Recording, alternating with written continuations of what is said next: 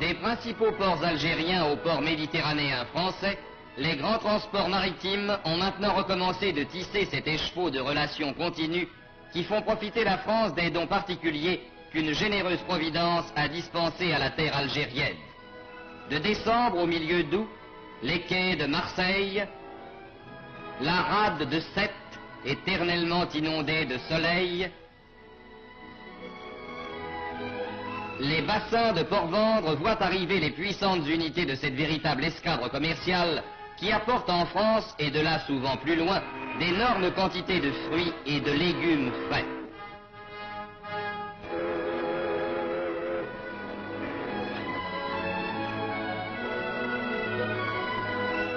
Ce sont de beaux navires dont les noms parlent de ciel bleu, de soleil, de terre riche, de paysages variés, différents de ceux de l'Europe. De beaux navires dont les flancs recèlent ces richesses sensibles aux plus délicats que sont les primeurs et les fruits. Des primeurs et des fruits venant du pays lointain qui les produit grâce à un climat généreux, au labeur acharné de tous ses fils et dont la vocation est de les produire et de les exporter à une époque où d'autres pays moins favorisés en sont privés. Car alors que l'hiver sévit encore sous le ciel européen, l'Algérie récolte à profusion pommes de terre, carottes, artichauts, pois, haricots verts, tomates. Lorsqu'en France, les vergers fleurissent à peine, les courriers d'Algérie transportent des cerises et des abricots que le soleil a fait mûrir en avance et qui sont en Europe les annonciateurs du printemps.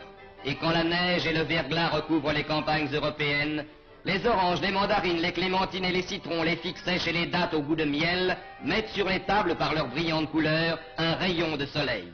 Citons quelques chiffres. Au cours de l'automne et de l'hiver 47-48, l'Algérie a exporté 900 000 quintaux d'agrumes, 200 000 quintaux de dattes, 370 000 quintaux de figues sèches. Au cours de l'année tout entière, plus de 2 millions de quintaux de fruits et de légumes frais. Pendant le seul printemps de 1948, 700 000 quintaux de pommes de terre nouvelles apportées d'Algérie ont été déchargés par les palans des ports français et britanniques. À point important s'il en est, apporté au ravitaillement des populations privées à ces époques de légumes et de fruits. Intervention d'une valeur plus importante encore dans la nourriture des enfants, qui peuvent trouver en plein hiver, dans la friandise éblouissante d'une orange ou d'une mandarine, les vitamines indispensables qui les protègent des maladies et assurent leur développement harmonieux. Mais au temps où nous vivons, le courrier maritime n'est qu'un lent marcheur lourdement chargé. L'avion possède d'autres mérites qui passent dans les mots rapidité, vitesse. Et dans l'air, les courriers d'Algérie tracent un autre réseau dont les fils s'étendent aujourd'hui jusqu'aux capitales du Nord. Chaque jour, les aéroports, ces grandes gares aériennes des villes d'Europe, peuvent voir se poser les cargos de l'air qui, sans secousse et sans heurts, apportent en quelques heures les primeurs et les fruits récoltés la veille. C'est que l'avion est le transporteur idéal des produits de qualité dont l'Algérie peut se targuer d'être la grande productrice. Les conditions de fraîcheur, de stabilité, de transport rapide et parfait sont par l'avion garanties. Sans délai, fruits et primeurs peuvent passer du centre de production algérien au centre de consommation européen. Et les tables d'outre-mer peuvent se couvrir, comme dans les légendes, de fruits et de primeurs qu'on vient de cueillir au jardin, bien que le jardin soit à plus de 2000 kilomètres.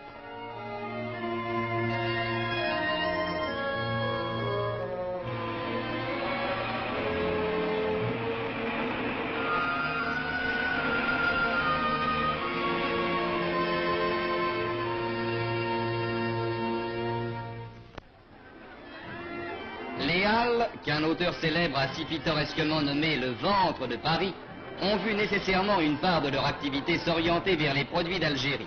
Paris mange beaucoup et Paris aime bien manger.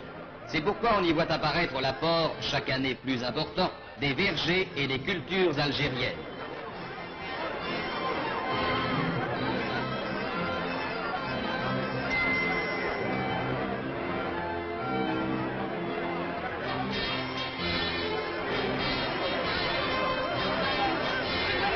Mais Paris n'est pas un exemple isolé. Toutes les grandes villes aujourd'hui veulent participer aux dons de l'Algérie. À l'ombre de Notre-Dame de la Garde, Marseille connaît sur ses marchés les produits algériens dont les pittoresques peseurs jurés, à l'aide de ces balances romaines dont l'antique fossé garde le culte, vont d'éventaire en éventaire certifier le poids.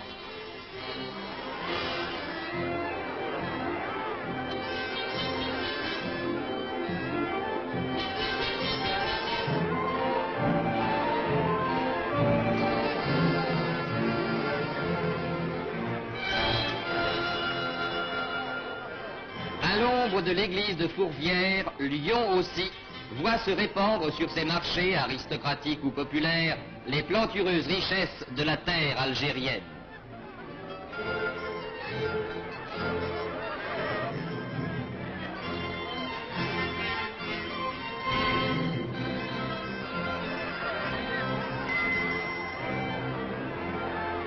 Et partout maintenant, les vitrines des magasins de qualité se font honneur de présenter à leur clientèle ces produits choisis, dont la sélection certifie ou confirme la qualité et dans la production desquels l'Algérie tient la première place.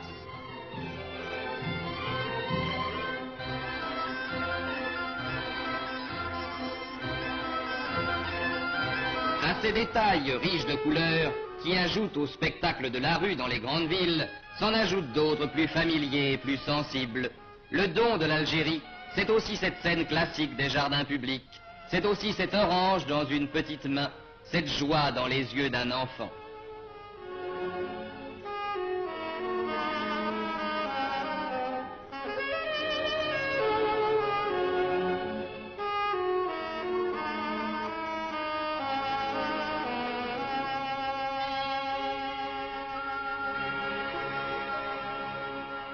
C'est que tout a changé sur cette terre où voici moins de 100 ans des marécages s'étendaient un peu partout, couvrant des milliers d'hectares de terrain, faisant régner en permanence le paludisme et les épidémies génératrices d'une effrayante mortalité, qu'on songe en effet que la mort fauchait régulièrement de 30 à 40% de la population européenne. L'Algérie, pouvait-on penser, devait rester en grande partie inculte et sauvage. On comptait sans l'effort français. À force de volonté, d'ingéniosité, de courage et de sacrifice, les marais ont pu être asséchés, les rivières endiguées et d'immenses espaces rendus aux cultures et à la production. Aujourd'hui, aux endroits où s'étendaient autrefois ces espaces stériles et malsains, s'étendent les vastes cultures qui font de l'Algérie une terre bénie, bienveillante aux hommes. Mais dans ce pays, l'eau est rare et par conséquent précieuse. Il faut pouvoir conserver celle qui tombe du ciel, qui dévale des pentes, enfle les rivières et les torrents et se perd dans la mer ou dans les sables. Dans ce but, un gigantesque programme de construction de barrages a été entrepris et réalisé. Chacun de ces barrages réservoirs assure l'irrigation de vastes domaines dont le périmètre englobe quelques 20 000 hectares. Et l'on voit s'étendre chaque année sur les cartes la surface des terres irriguées, grandir les nouveaux domaines livrés à la culture.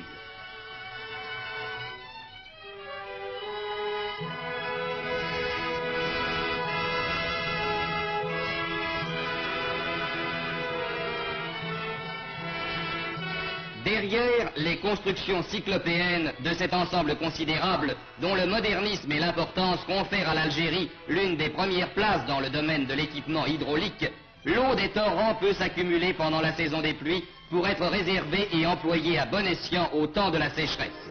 Un système étendu de conduites de toute taille, allant du large canal à la simple rigole d'irrigation, s'étend et se diversifie dans le périmètre d'action du barrage pour assurer la fertilité des terres. Ainsi, dans ces plaines fertiles, dans ces vignes immenses, l'Algérie recueille-t-elle aujourd'hui les fruits des efforts prodigieux de tous ses fils, venus de la métropole ou nés dans ce pays, qui communient dans le labeur fécond et l'activité créatrice. Mais à côté de ces immenses domaines, voués à des productions de base, l'Algérie devait bientôt s'apercevoir que son sol lui assurait d'autres gages de succès. Sa fertilité et les particularités du climat lui promettaient d'autres destins que ceux d'une Beauce ou d'un Languedoc, terre vouée aux cultures industrielles du blé ou de la vigne. L'Algérie, elle, pouvait se diriger vers la qualité. Et la vendange n'est pas seulement ici la cueillette brutale des grains destinés au pressoir, mais le ramassage plus délicat des chasselas qui peuvent rivaliser avec ceux des treilles les plus célèbres.